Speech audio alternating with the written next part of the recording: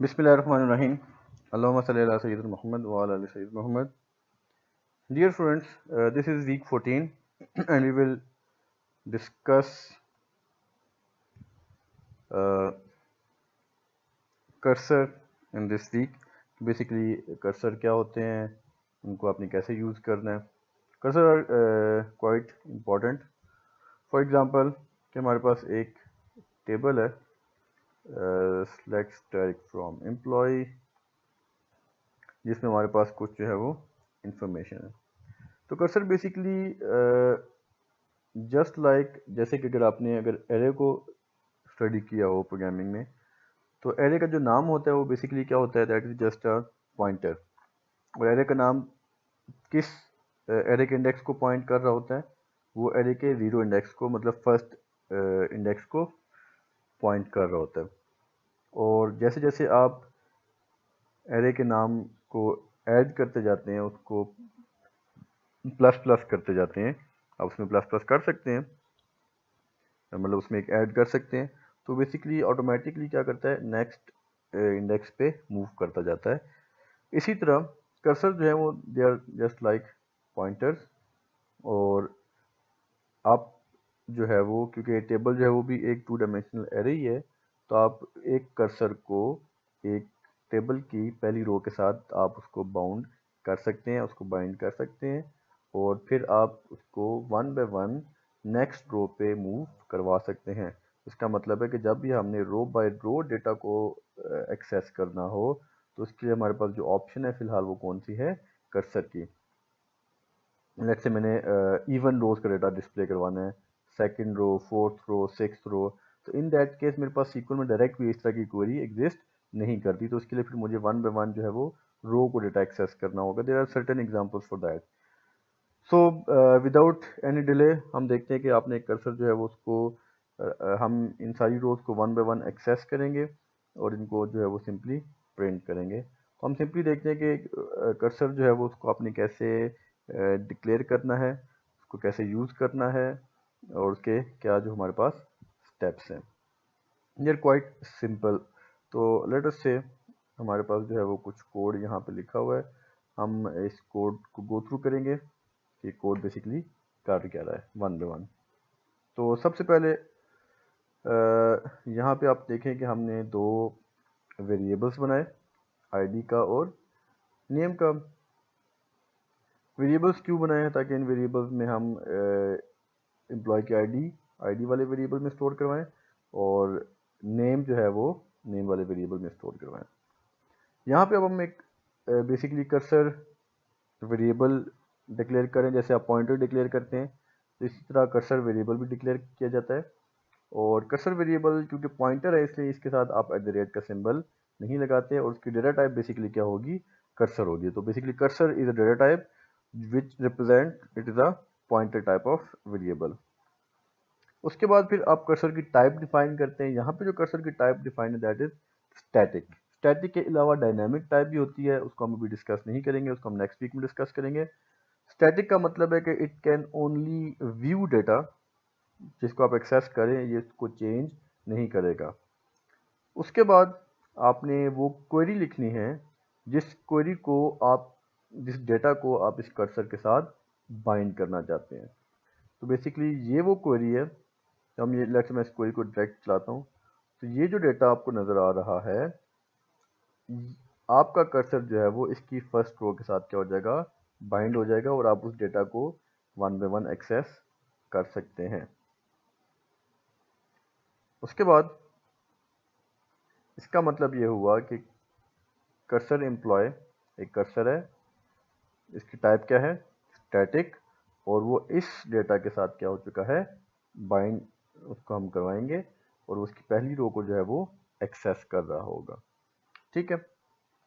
उसके बाद हम बेसिकली क्या करेंगे, कर्सर को ओपन करेंगे. जब कर्सर को ओपन करते हैं तो बेसिकली इस की पहली रो को पॉइंट करना शुरू कर देता है. अब यहाँ पे हमारे पास इफ है सिंपल. यहाँ पे कर्सर रोज का एक वेरिएबल यूज हुआ है. तो वेरिएबल कैसे है, क्योंकि इसके साथ एट द रेट लगा हुआ है. अब यहाँ पे देखें आप, डबल एट द रेट है. तो जब डबल एट द रेट लिखा जाता है, इसका मतलब है कि this is a system defined variable. System defined variable हमेशा पिछली कमांड्स की बेस पे पॉपुलेट किए जाते हैं। तो जैसे ही आप कर्सर ओपन करेंगे तो ये कर्सर रोज का जो है वो वेरिएबल क्या हो जाएगा, पॉपुलेट हो जाएगा।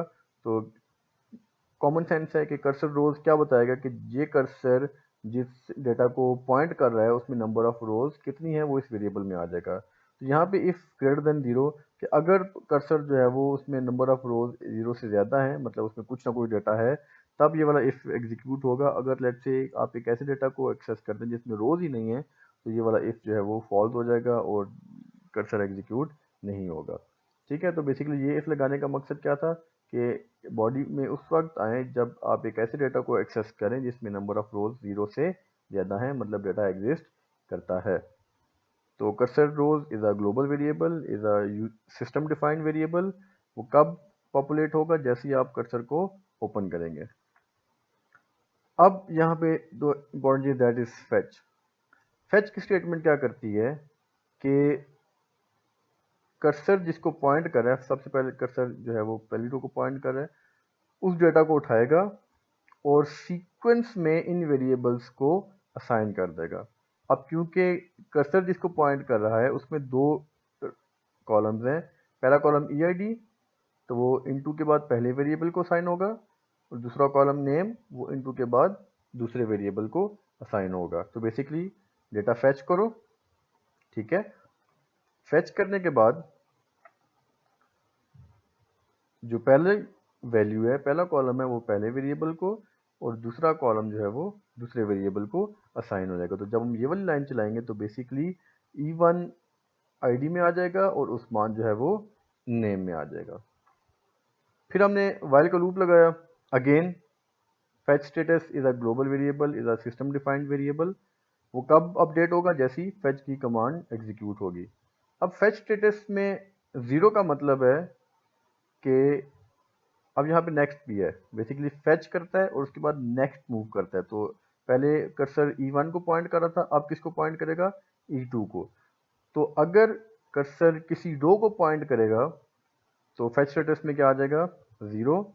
और अगर लेट से वहां पे रो है ही नहीं, मतलब डेटा एंड हो चुका है, तो फैच स्टेटस में जीरो के अलावा बेसिकली कोई नेगेटिव वैल्यू आ जाएगी। तो अगर फैच स्टेटस में नेगेटिव वैल्यू आती है, इसका मतलब है number of rows has been completed, अगली रो एग्जिस्ट नहीं कर रही, -1 हो जाएगा। जैसे ही -1 होगा तो ये वाला लूप क्या हो जाएगा, टर्मिनेट हो जाएगा। तो जीरो का मतलब है कि नेक्स्ट रो एग्जिस्ट करती है, जब तक जीरो है नेक्स्ट रो एग्जिस्ट करती रहेगी और लूप जो है वो चलता रहेगा।